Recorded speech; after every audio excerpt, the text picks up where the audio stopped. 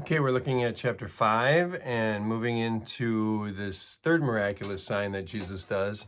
And in this one, he really is challenging the whole sense of the foundation of Jewish practice of Sabbath. And yeah, it's a pretty big deal. So, chapter 5, verse 1, sometime later, this is after the Cana miracle, Jesus went up to Jerusalem for a feast of the Jews. So we're told it's a feast. It would be after the Passover. Jewish people have many feasts and festivals along the way. So it's not a very specific timestamp, but it tells us we're kind of in between the year.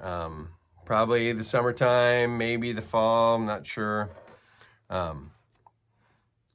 Anyway, verse 2, it tells us there is in Jerusalem near the Sheep's Gate, and in Jerusalem there's 8 different gates around the city. There's 2 on each wall.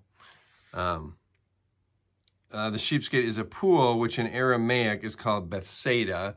Sometimes it's pronounced Bethesda, Bethsaida or Bethesda, which is surrounded by 5 covered colonnades. And I remember going to Israel and going to a place where they said, you know, this is probably where the Pool of Bethesda or Bethesda was.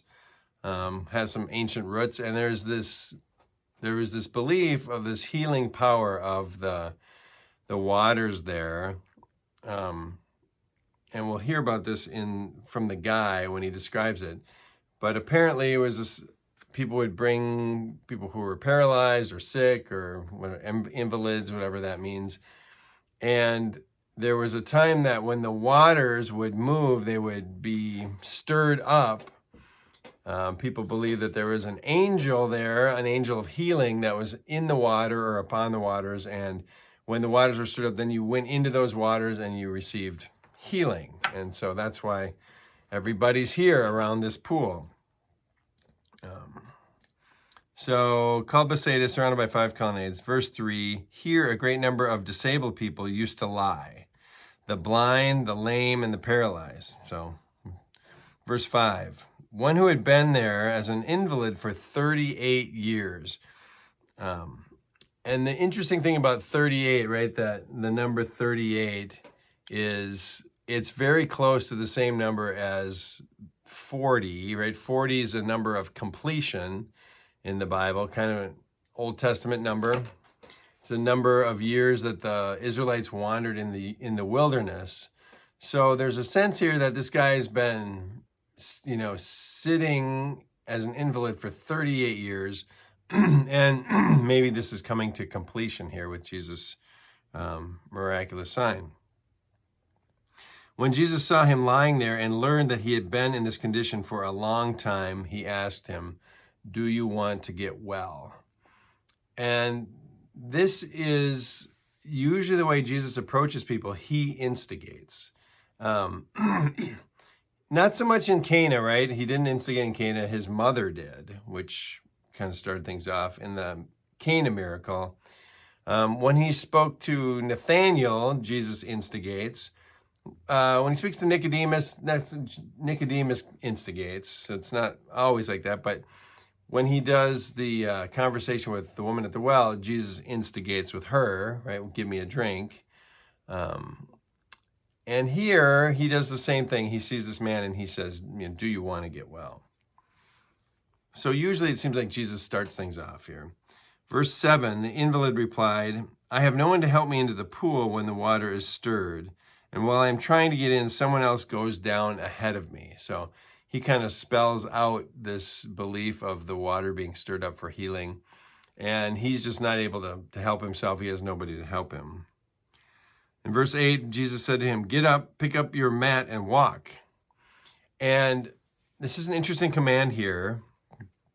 At once the man was cured, and he picked up his mat and walked.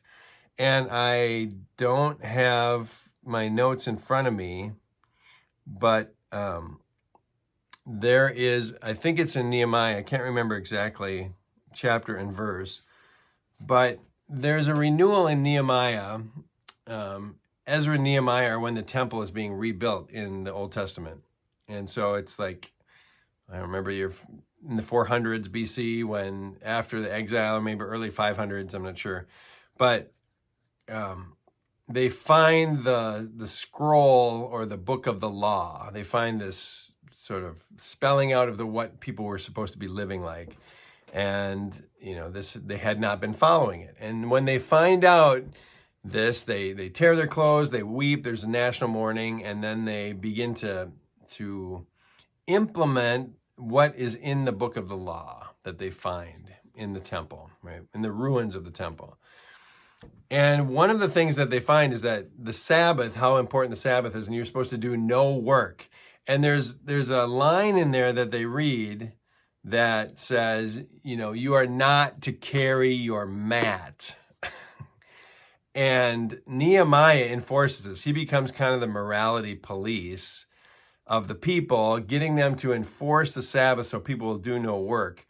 And like I said, I can't remember where it is, but the line is that, people were not allowed to carry their mat on the Sabbath, that even that amount of work. So this is very specific. Jesus is going right after this sort of direct quote or verbatim out of Nehemiah. Jesus says, get up, pick up your mat and walk, right?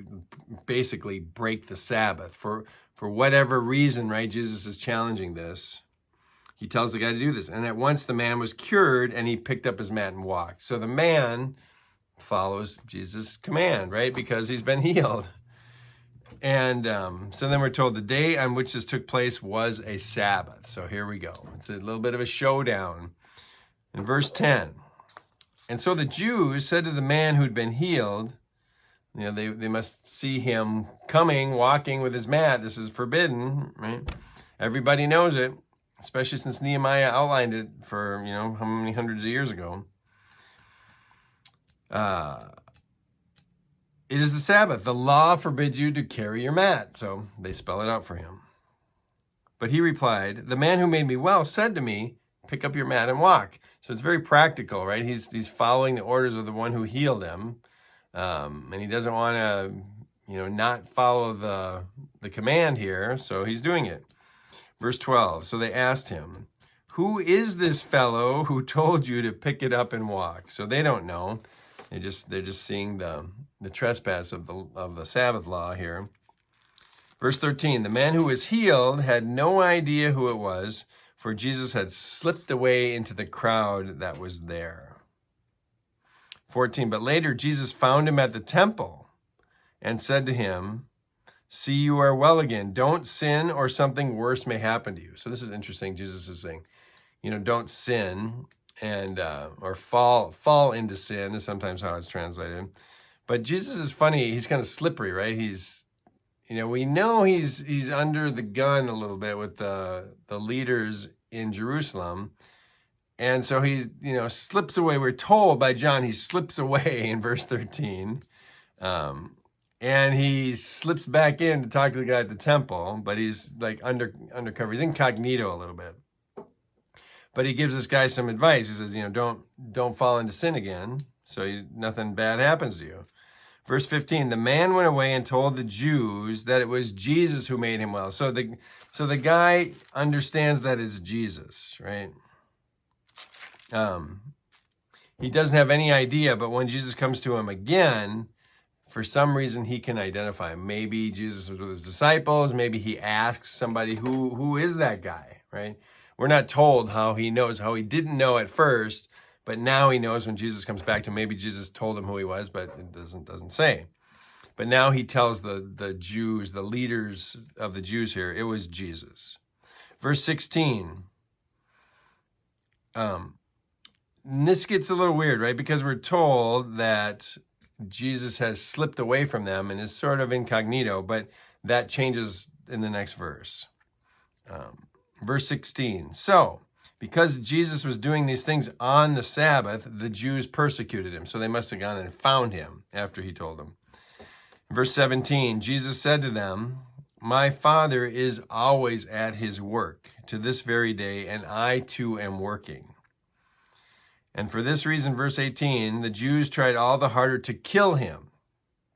Not only was he breaking the Sabbath, but even calling himself God and his own Father, calling God his own Father, making himself equal with God.